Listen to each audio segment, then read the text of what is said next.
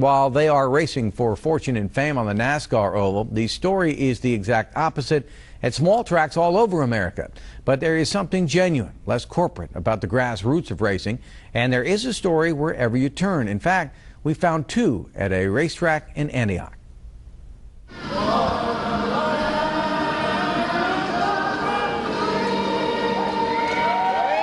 Far away from the slick pavement and corporate sponsorship of big-time racing sits the Antioch Speedway.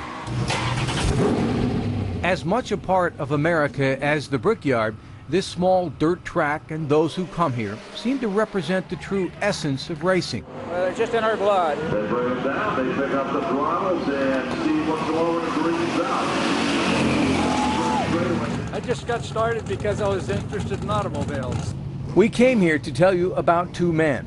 One is 80-year-old Larry DeMitz, a veteran race car driver who discovered his need for speed when Harry Truman was president. That was 56 years ago. The obvious question, what is Larry doing chipping dirt off his spoiler when most men his age are spending precious time with grandchildren? To have something to do.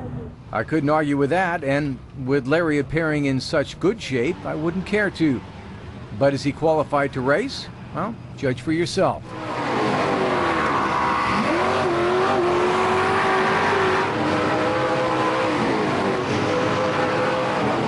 Yes, that was another checkered flag for Larry. He'd qualified for the main event, some 50 years after his heyday, competing against teenagers and still going full throttle.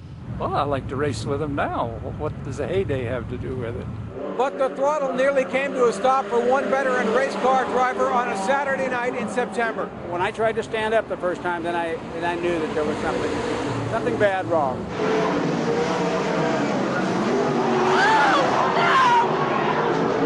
67-year-old Roy Fisher was nearly killed on September 19th on this racetrack. I was coming out of turn 4, and the fellow ahead of me got a little wide, and his right rear wheel hit the wall.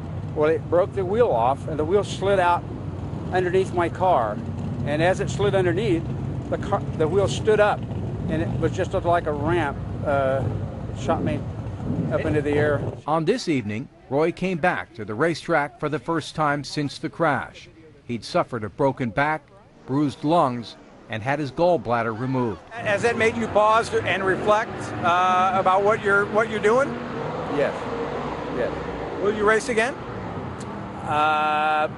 You know, I don't know. What does your wife say at this age that you're still racing? She says, enjoy yourself. Well, you didn't enjoy yourself on the tape that I saw. It was, in fact, Larry's wife, Patricia, who recorded the crash. She screams out in horror as the wreck unfolds. We had talked once before about completing a video. You know, if there's a problem, try to stay with it until it's over. And she almost dropped the camera this time, but you could see where she lowered it and she brought it back up again, and she remembered. She stayed with it the whole time. This time, the checkered flag did not belong to Larry DeMitz, who finished a disappointing 4th place in the main event. I go a week at a time. As long as I enjoy it and can do it, I'll do it. For Larry, there will be another race. For Roy Fisher, well, we're betting he'll do it again too. The smell of the oil, the heat of the competition, the camaraderie, it's all part of the life they live.